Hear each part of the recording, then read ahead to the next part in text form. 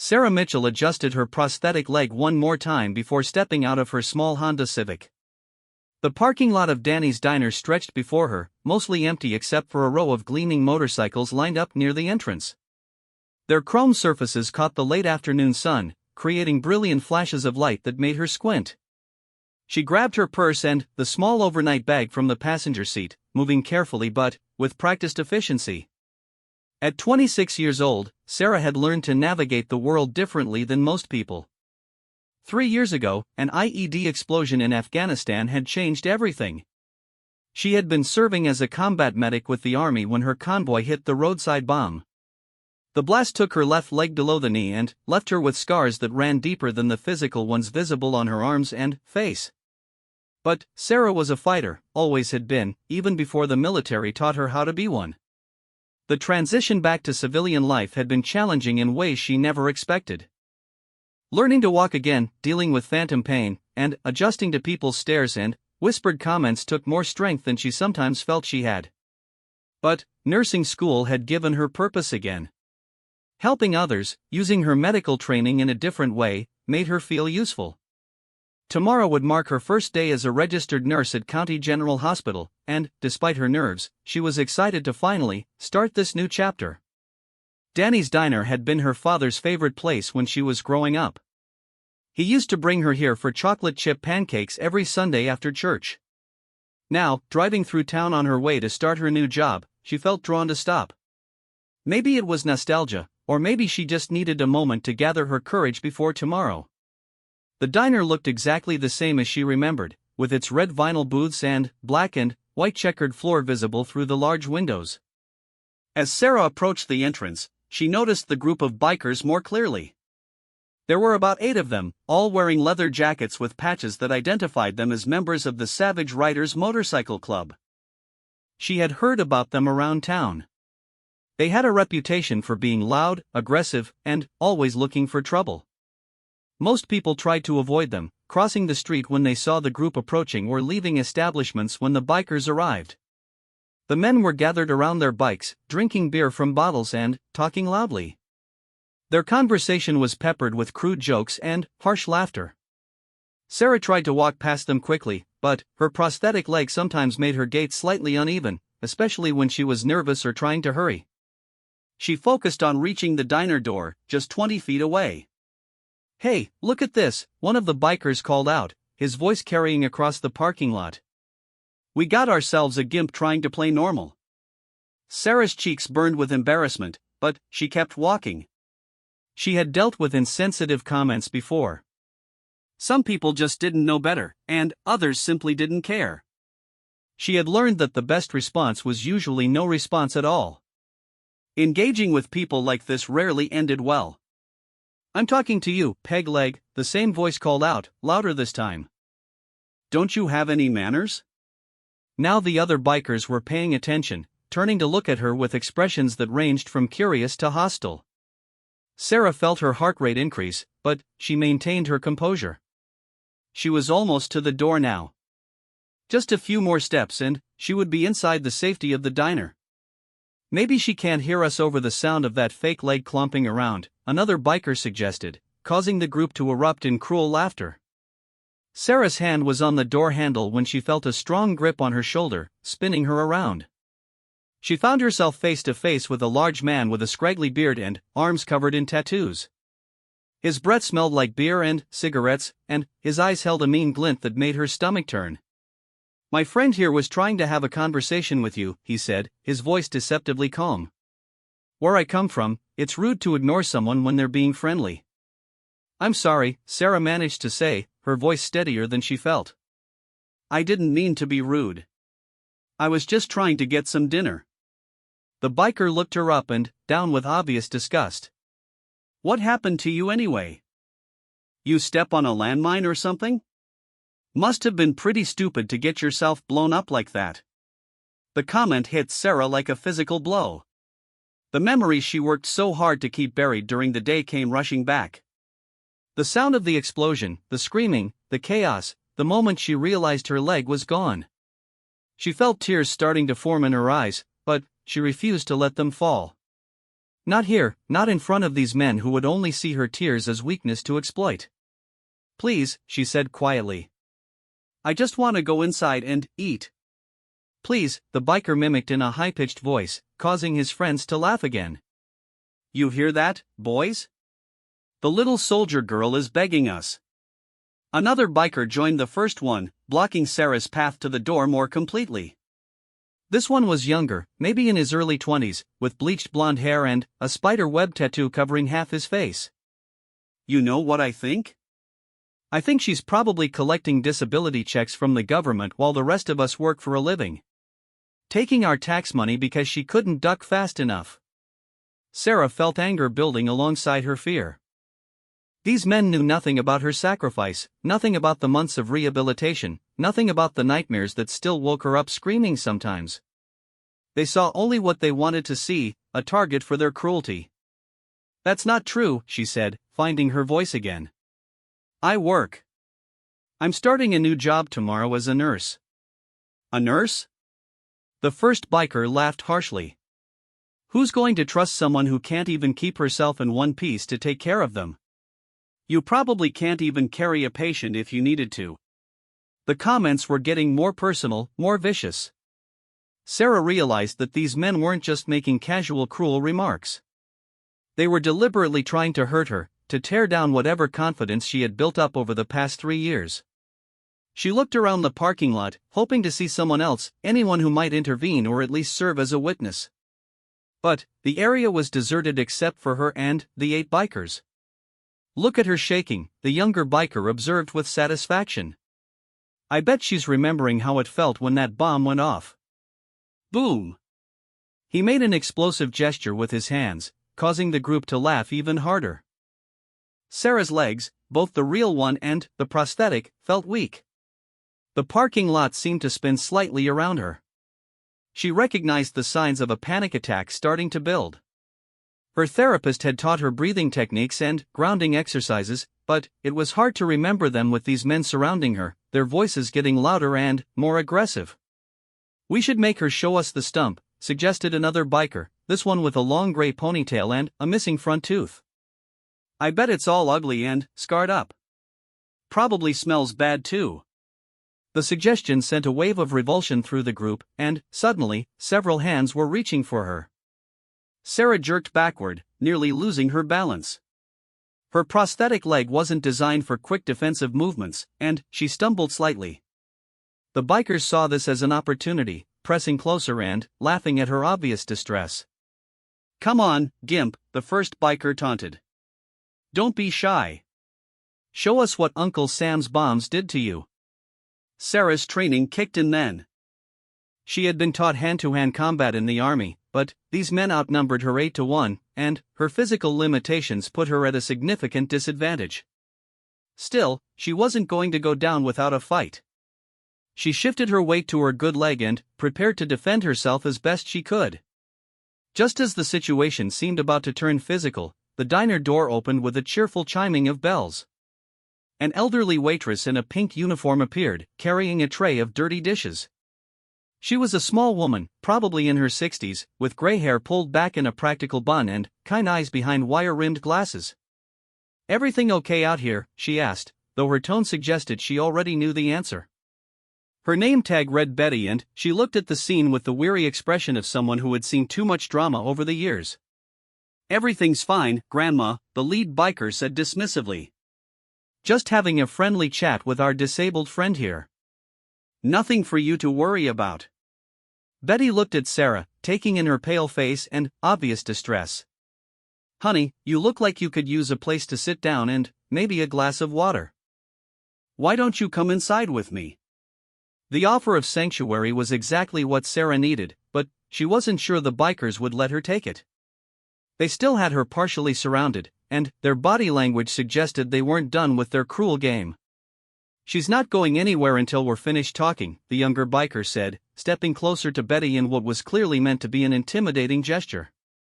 But Betty had been working in diners for over 40 years, and she had dealt with bullies before.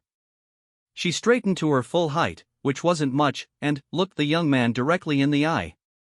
Son, she said in a voice that carried the authority of decades, I suggest you and your friends get back on your motorcycles and find somewhere else to spend your evening. This young lady is welcome in my diner, and you are not. The standoff lasted for several tense seconds. Sarah could see the anger building in the bikers' faces, and she worried that Betty's brave intervention was only going to make things worse. These men didn't seem like the type to back down from an elderly waitress, no matter how fierce she appeared.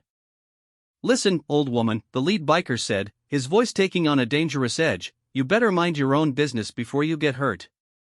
It was at that moment that Sarah heard the sound that would change everything. From somewhere in the distance came the low rumble of more motorcycles approaching. But these engines sounded different, more disciplined somehow. The approaching bikes weren't revving aggressively or backfiring for show. They moved with purpose and precision. The savage riders heard it too, and, for the first time since the confrontation began, they looked uncertain. They turned toward the street, trying to identify the source of the approaching sound. Sarah used the distraction to move closer to Betty, grateful for the small woman's unexpected courage.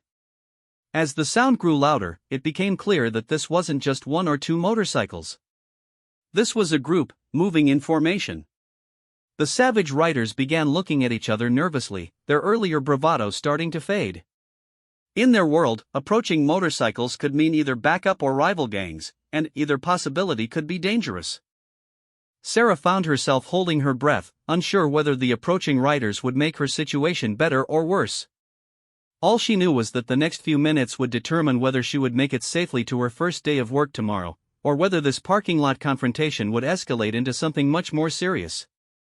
The sound of engines was getting closer, and the savage riders were clearly beginning to second-guess their decision to target a disabled veteran outside a small-town diner. But it was too late to back down now without losing face, and these men valued their reputation for toughness above almost everything else. Sarah closed her eyes and tried to prepare herself for whatever was about to happen next. The approaching motorcycles came into view around the corner, and immediately Sarah could see these riders were different from the savage riders. There were 6 of them, riding in a tight, disciplined formation that spoke of military training. Their bikes were well maintained but not flashy, and the men themselves carried themselves with a quiet confidence that was unmistakable to anyone who had served in the armed forces. Sarah felt a spark of recognition, though she couldn't place exactly why these riders seemed familiar. Something about their bearing, the way they moved as a unit, reminded her of the special operations soldiers she had occasionally treated during her deployment. These weren't weekend warriors playing dress-up. These were professionals. The lead rider was a tall man with short-cropped hair visible beneath his helmet. Even from a distance, his posture radiated authority and control. He raised his hand in a subtle signal, and the formation smoothly came to a stop in the parking lot, positioning their bikes in a way that effectively blocked the exit routes without appearing overtly aggressive. The savage riders had gone quiet, their earlier swagger replaced by wary tension. The leader of their group, the one who had first grabbed Sarah's shoulder, tried to project confidence, but his voice carried a note of uncertainty. "This is a private conversation," he called out to the newcomers. "No need for you boys to get involved." The lead rider removed his helmet, revealing a weathered face with intelligent brown eyes and a neatly trimmed beard. He appeared to be in his late 30s, with the kind of calm demeanor that came from facing genuine danger and surviving it. When he spoke, his voice was quiet but carried clearly across the parking lot. "Looks to me like 8 grown men are hassling a woman and an elderly lady," he said evenly. "Where I come from, that's not much of a conversation." As the other 5 riders dismounted and removed their helmets, Sarah got a better look at them. They were all clearly cut from the same cloth, physically fit, alert, and carrying themselves with the controlled confidence of elite soldiers. One of them, a stocky man with graying temples, had a tattoo on his forearm that Sarah recognized. It was the Navy SEAL trident, the symbol of one of the most elite special operations units in the military. The realization hit her like a lightning bolt. These weren't just veterans, these were Navy SEALs, or former SEALs at least. The very best of the best, men who had undergone some of the most rigorous training in the world. And, somehow, they had arrived at exactly the moment when she needed help most. The leader of the SEALs took a step forward, his movements casual but purposeful. "Ma'am," he said, nodding respectfully to Sarah, "are these gentlemen bothering you?" Before Sarah could answer, the lead savage rider attempted to reassert control of the situation. "Like I said, this is none of your business. The girl and us were just talking. Nothing that concerns you military types." The SEAL leader's expression didn't change, but something shifted in his posture that made even Sarah's breath catch. It was subtle, barely noticeable, but suddenly, the temperature in the parking lot seemed to drop several degrees. "Actually," the SEAL said quietly, "anything that involves harassing a disabled veteran becomes very much our business." The words hung in the air like a challenge. Sarah realized that somehow, these men had recognized her service just by observation. Maybe it was her bearing, or the way she carried herself despite her prosthetic leg. Or perhaps they had simply seen enough wounded warriors to recognize one when they encountered her. The savage riders were beginning to look genuinely nervous now. They had probably never encountered actual special operations soldiers before. Their experience with intimidation usually involved bullying civilians or getting into bar fights with regular people. This was an entirely different situation. "We don't want any trouble," the younger savage rider said, his spider web tattoo seeming less menacing now that his voice carried a tremor of uncertainty. "We were just having some fun." "Fun?" The stocky SEAL with the trident tattoo spoke for the first time, his voice carrying a hard edge. "Terrorizing a woman who served her country and got wounded in the process? That's your idea of fun?" The lead SEAL held up a hand, a gesture that immediately silenced his teammate. The control he exercised over his men was absolute and effortless, the kind of leadership that only came from years of life-and-death situations where perfect coordination meant the difference between mission success and catastrophic failure. "Here's what's going to happen," the leader said, his tone remaining conversational despite the underlying steel. "You gentlemen are going to apologize to this lady and the waitress. Then, you're going to get on your bikes and ride away. And if we ever hear about you bothering veterans or anyone else in this town again, we'll be back to have a longer conversation." The lead savage rider's face flushed red with anger and embarrassment. Being backed down by 6 men, even elite soldiers, in front of his crew would be a humiliation he would struggle to live down. But he was also smart enough to recognize that escalating this situation would end very badly for him and his men. "You can't just roll into town and start making threats," he blustered, but his heart wasn't in it anymore. "We're not making threats," the SEAL leader replied calmly. "We're explaining consequences. There's a difference." Betty, who had been watching the exchange with growing relief, stepped forward. "These young men," she said, gesturing to the SEALs, "are regular customers when they're passing through. Good men who always treat people with respect. Unlike some folks." Sarah felt a surge of gratitude toward both Betty and the mysterious SEALs. She had gone from feeling completely helpless and alone to being protected by some of the most capable fighters in the world. It was almost too surreal to believe. The standoff continued for another long moment, the parking lot filled with tension. Sarah could see the internal struggle playing out on the lead savage rider's face. His pride demanded that he fight back, but his survival instinct was telling him to retreat while he still could. Finally, pragmatism won out. "Fine," he said through gritted teeth. "We're sorry for the misunderstanding." The apology was grudging and insincere, but the SEAL leader simply nodded. "Good. Now the rest of you." One by one, the other savage riders mumbled half-hearted apologies. Some couldn't meet Sarah's eyes, while others glared resentfully at the SEALs. But they all complied, recognizing that they had no choice in the matter. "Excellent," the SEAL leader said when the last apology had been delivered. "Now, I believe you gentlemen have somewhere else to be." The savage riders began moving toward their motorcycles, their earlier swagger completely gone. They mounted their bikes with quick, jerky movements that betrayed their eagerness to leave. The lead rider fired up his engine with more aggression than necessary, a final show of defiance that fooled no one. As the motorcycles roared to life and began pulling out of the parking lot, Sarah finally allowed herself to breathe normally again.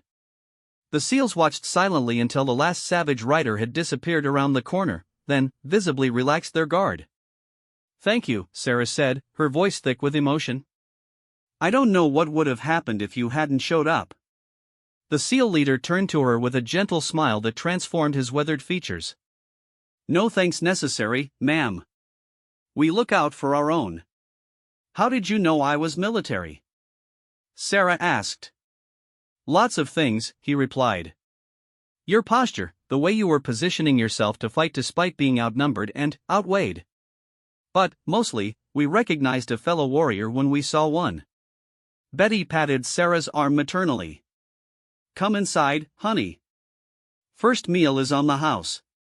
And, you gentlemen, she said to the SEALs, your coffee's getting cold. It was only then that Sarah realized these men must have been inside the diner when the confrontation started. They had seen what was happening and come out to help. The thought of these elite soldiers interrupting their meal to defend her brought fresh tears to her eyes.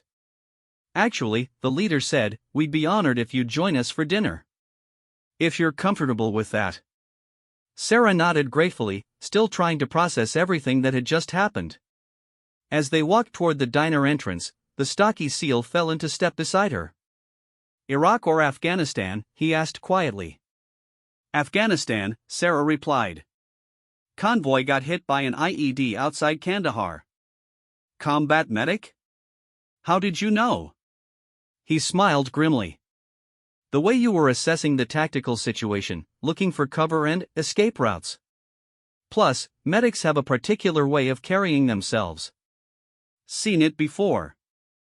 Inside the diner, the SEALs had been occupying a large corner booth that gave them clear sightlines to both the entrance and the parking lot.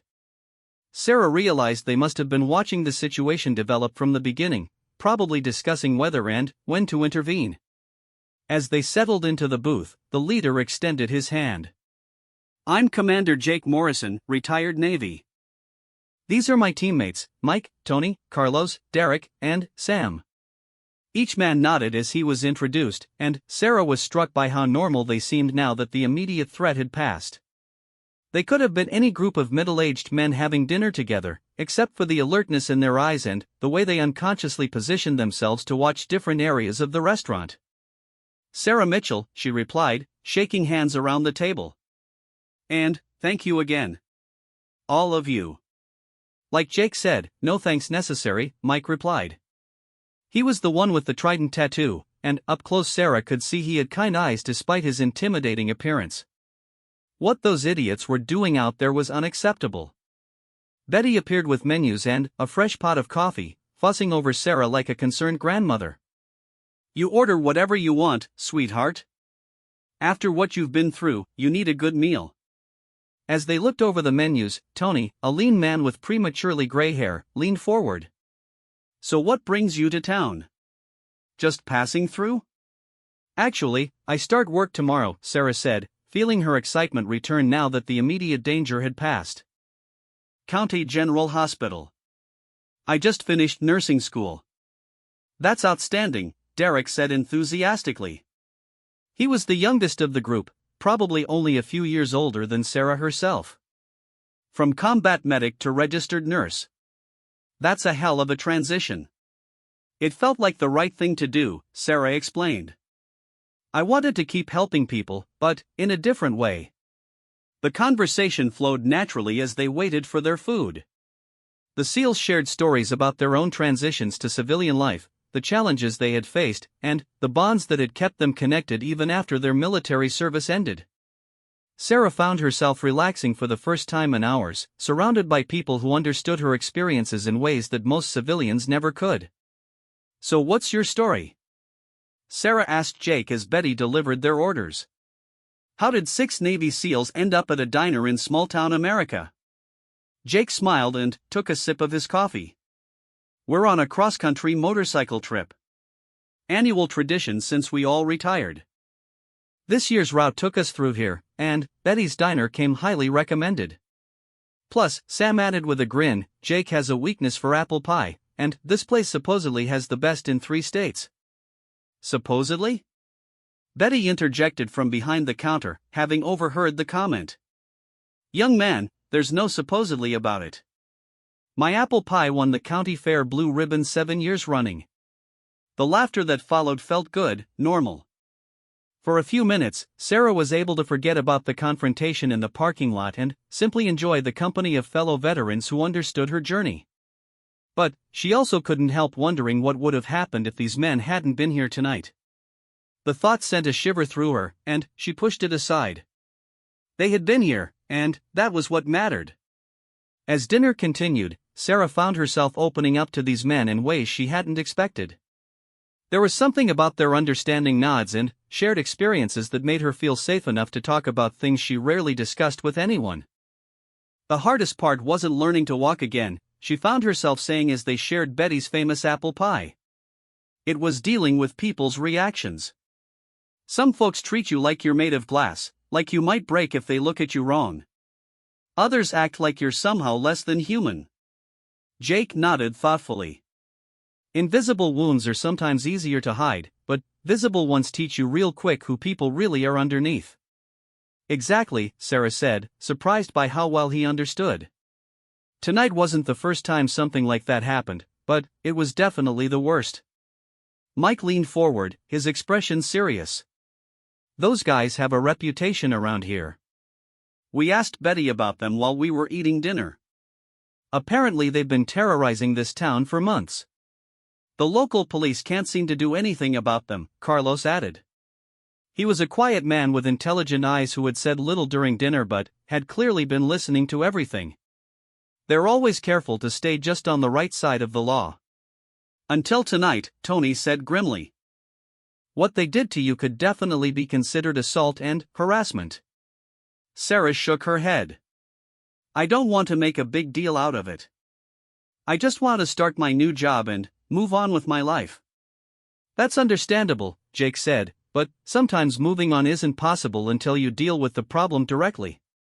Betty appeared at their table again, this time carrying a fresh pot of coffee and wearing a troubled expression. I hate to interrupt, she said, but I thought you should know.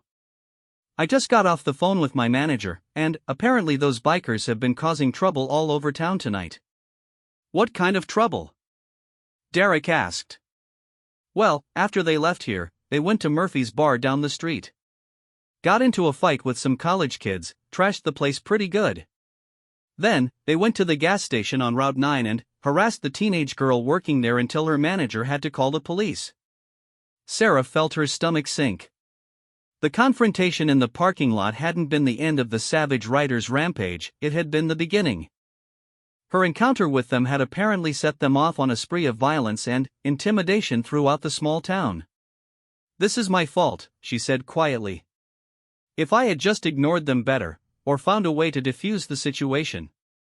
Stop right there, Jake said firmly. None of this is your fault. Those men made their own choices about how to behave tonight. But maybe if I had handled it differently. Ma'am, with respect, that's bullshit, Mike interrupted, then immediately looked apologetic for his language. Sorry, but it is. You were trying to eat dinner and they decided to target you because they thought you looked vulnerable. That's on them, not you. Sam, who had been quiet during most of the meal, finally spoke up. I've seen this before. Predators like that, when they get challenged and have to back down, they need to reassert their dominance somewhere else. It's like a wounded animal lashing out. The question is, Tony said, what do we do about it? Betty sat down at the edge of their booth, looking older than she had when Sarah first met her. I've been working in this town for 43 years, she said. I've seen troublemakers come and go, but these savage riders are different. They're meaner, more organized. And they're getting worse. What do you mean? Sarah asked. 6 months ago, they were just loud and obnoxious. Rude to waitresses, drinking too much, getting into the occasional fight. But, lately, it's like they're actively looking for people to hurt. Especially anyone they see as weak or different. Jake and his teammates exchanged glances that Sarah couldn't quite read.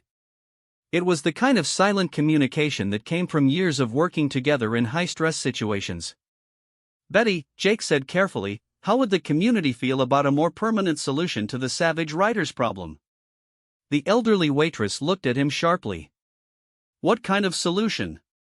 The legal kind, Jake assured her quickly. But more effective than whatever the local police have been trying. Betty considered this for a long moment.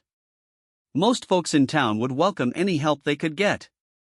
These bikers have made life miserable for a lot of people. But they're also dangerous.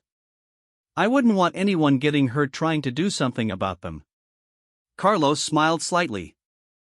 Ma'am, I think you'd be surprised what 6 old Navy SEALs can accomplish when we put our minds to it. As they talked, Sarah learned more about what the savage riders had been doing to terrorize the community. They had been systematically targeting anyone they perceived as weak or vulnerable. An elderly man walking his dog had been cornered and robbed. A family with young children had been followed home and threatened. Several small business owners had been pressured to pay protection money. The local police department only has 4 officers, Betty explained. And the savage riders are careful never to commit crimes when those officers are around. They have someone watching the police station, so they always know where the cops are. What about state police? Derek asked. By the time anyone can call them and they can respond, the bikers are long gone. They know all the back roads and hiding spots around here. Sarah found herself thinking about all the other potential victims in this town. People like the teenage girl at the gas station, or elderly folks like the man with the dog. How many others had suffered while these bullies ran wild? There has to be something that can be done, she said. There is, Jake said quietly. But it would require taking some risks. Over the next hour, as Betty refilled their coffee cups and the diner gradually emptied of other customers, Jake and his team began to outline a plan. It wasn't elaborate or complicated, the best plans never were. But it was thorough and took advantage of their unique skills and experience. The key is documentation, Jake explained. If we can get solid evidence of them committing crimes, the local authorities will have to act. But you just said they're too smart to commit crimes when police are around, Sarah pointed out. They avoid uniformed police, Tony corrected. But they don't know about us. We're just tourists passing through town, remember? Mike pulled out his smartphone and showed them the camera and video functions. Modern technology makes surveillance a lot easier than it used to be. If we can follow them without being detected and document their crimes, we can build a case that no prosecutor could ignore. It's risky though, Carlos warned. If they figure out what we're doing, things could escalate quickly. Sarah thought about this for a moment. Part of her wanted to just go to her hotel, get some sleep, and start fresh with her new job tomorrow. But another part of her, the part that had volunteered for military service and spent months treating wounded soldiers under fire, couldn't stand the thought of these bullies continuing to terrorize innocent people.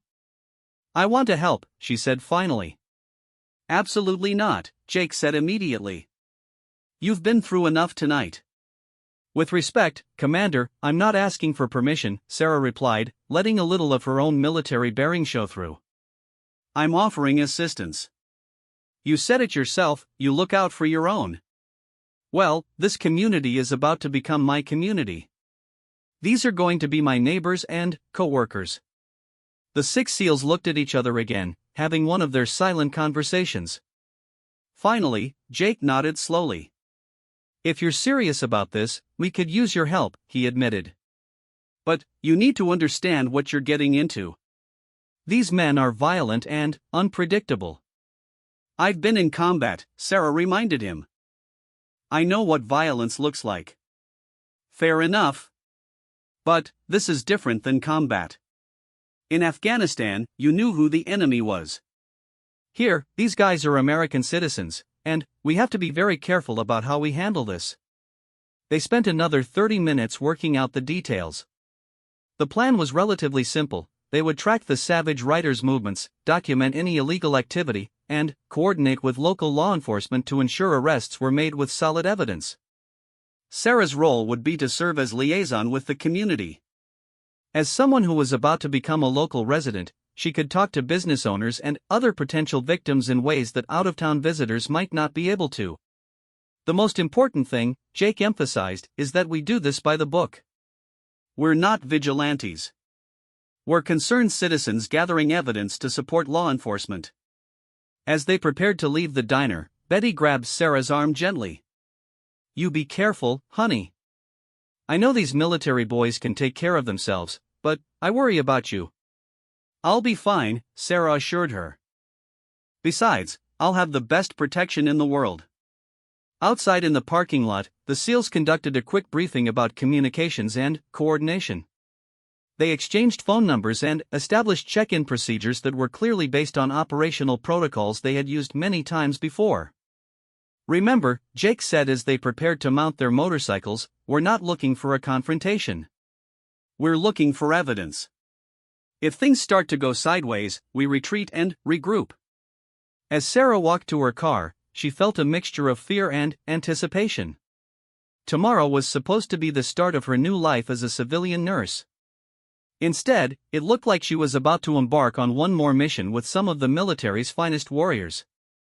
The irony wasn't lost on her that the same disability that had made her a target for the savage riders was also part of what qualified her to work alongside these elite soldiers.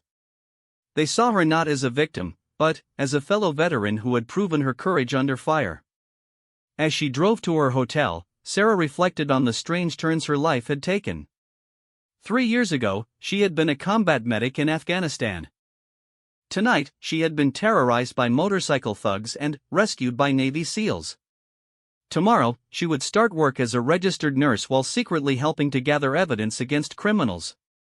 It wasn't the quiet civilian life she had thought she wanted, but maybe that had never been realistic anyway. Perhaps some people were just meant to keep fighting, in whatever form that battle took. Her prosthetic leg ached from the stress of the evening, but her spirit felt stronger than it had in months. For the first time since leaving the military, she felt like she was part of a team again, working toward a mission that mattered. The savage riders thought they had found an easy target tonight. Instead, they had picked a fight with the wrong woman and attracted the attention of some very dangerous men. Tomorrow, they would begin to learn the consequences of that mistake. The next morning, Sarah's alarm went off at 5:30, just as it had every day during nursing school. Despite everything that had happened the night before, she felt more energized than she had in weeks. Her first day at County General was finally here, and she had a sense of purpose that extended beyond just her new job. She dressed carefully in fresh scrubs, double-checked that her prosthetic leg was properly adjusted, and reviewed the hospital orientation materials one more time. At 7 o'clock sharp, her phone buzzed with a text from Jake. "Morning briefing at 0800. Denny's on 5th Street. Hope your first day goes well." Sarah smiled at the formal military timing notation. Some habits never died, even years after retirement. She grabbed a quick cup of coffee and headed to the hospital first, wanting to get there early and make a good impression. County General was a modest facility that served the rural community and surrounding area. The staff was small but dedicated, and Sarah was immediately struck by the family-like atmosphere among the nurses and doctors. Her supervisor, Linda Martinez, was a veteran nurse in her 50s who had been working at the hospital for over 20 years. "Welcome to our little madhouse," Linda said warmly as she showed Sarah around the emergency department. "It's not as exciting as the big city hospitals, but we see everything from car accidents to heart attacks to the occasional farm injury." Sarah found herself settling into the rhythm of the hospital more quickly than she had expected. Her military medical training translated well to civilian nursing, and her calm demeanor under pressure was immediately appreciated by her new colleagues. Around 11 o'clock, during a brief break between patients, Sarah stepped outside to call Jake. He answered on the first ring. "How's the first day going?" he asked. "Better than expected," Sarah replied. "How about your surveillance?" "Interesting developments. We tracked down where the savage riders are staying. There's a rundown motel about 10 miles outside town where they've rented several rooms. They've been using it as a base of operations for weeks." "Have you documented anything illegal yet?" "We're working on it. Tony and Derek are positioned to observe their activities, while the rest of us are gathering intelligence from around town. We've already talked to several business owners who confirmed the protection racket story." Sarah heard her name being called from inside the hospital. "I need to get back to work, but keep me posted." Will do. And, Sarah? Be careful. We don't know how these guys will react when they realize we're still in town. The rest of her shift passed smoothly, but Sarah found it difficult to concentrate fully on her patients when part of her mind was wondering what the SEALs were discovering about the savage riders.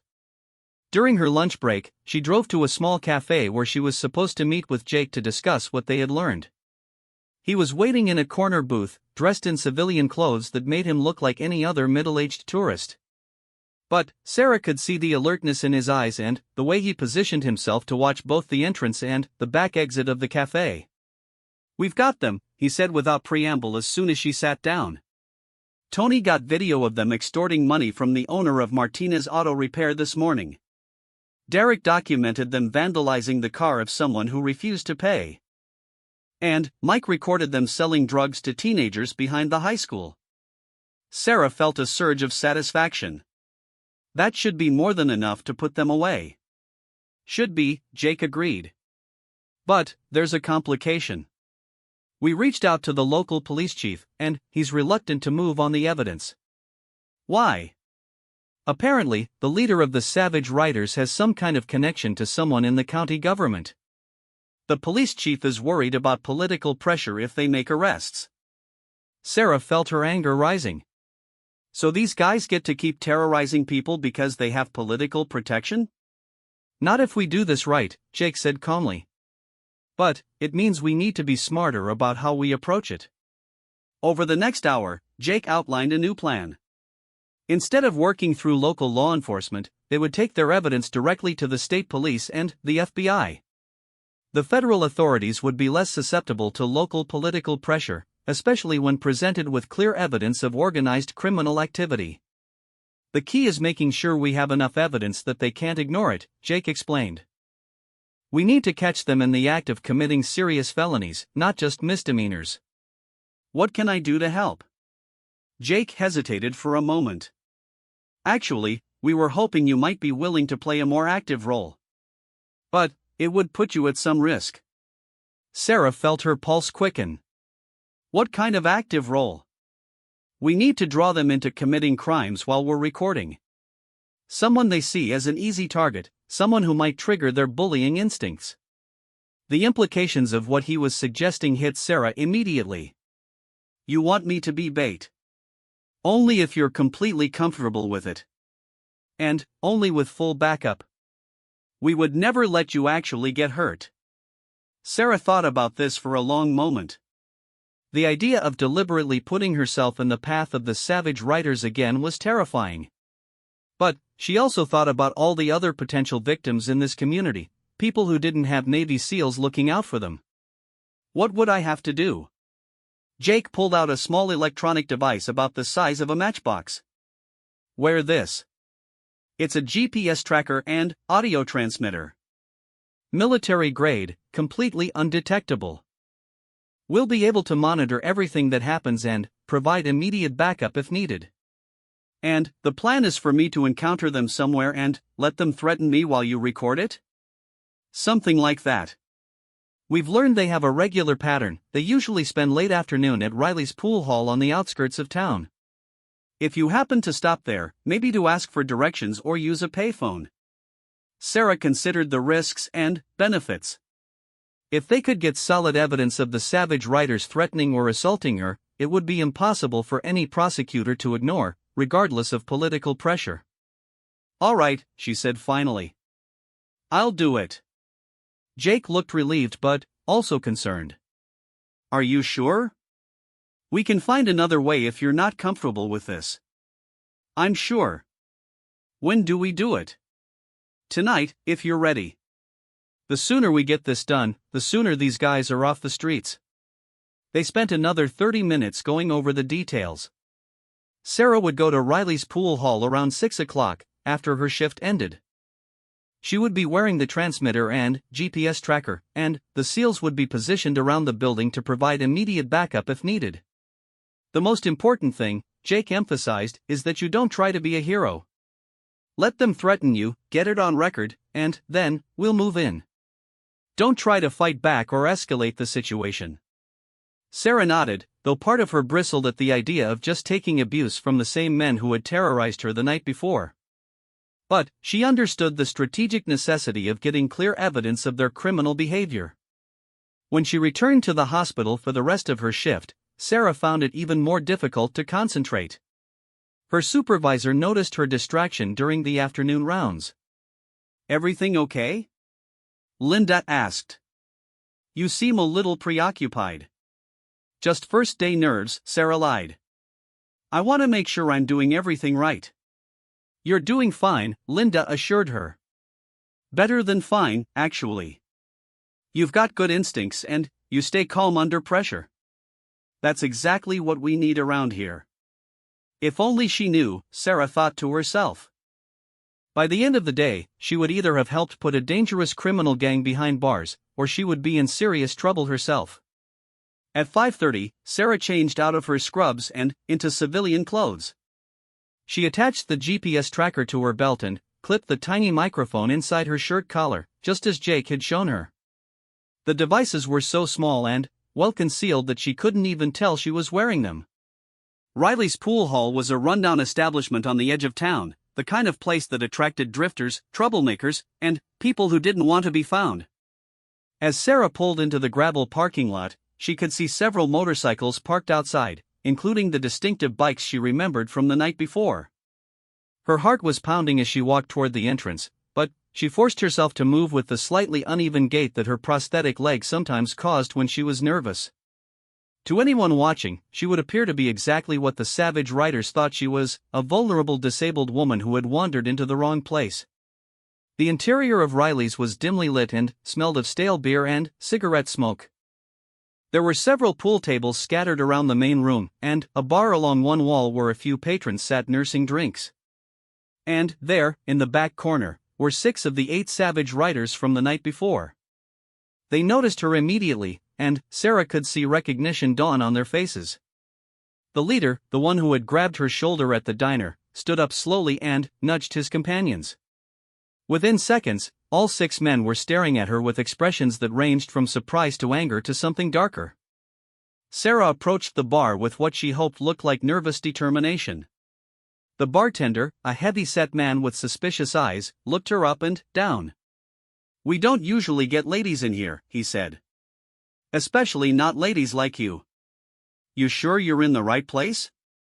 "I'm looking for directions," Sarah said, making her voice slightly shaky. "I think I got lost trying to find the highway." Behind her, she could hear chair legs scraping against the floor as the savage riders stood up. She didn't turn around, but she could feel them approaching. Well, a familiar voice said from directly behind her. Look who decided to show her face again. "I thought we made it clear last night that you weren't welcome around here." Sarah turned to face the lead savage rider, whose name she had learned from Jake's intelligence gathering was Tommy Snake Richardson.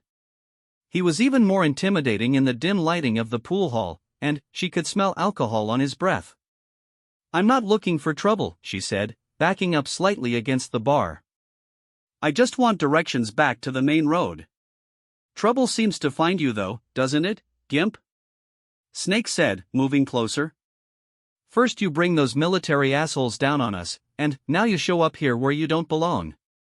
The other savage riders had formed a loose circle around her, cutting off any easy escape routes. Sarah felt her training kick in, assessing the tactical situation and looking for advantages. But she also reminded herself that her job was to gather evidence, not to fight her way out. "I don't know what you're talking about," she said.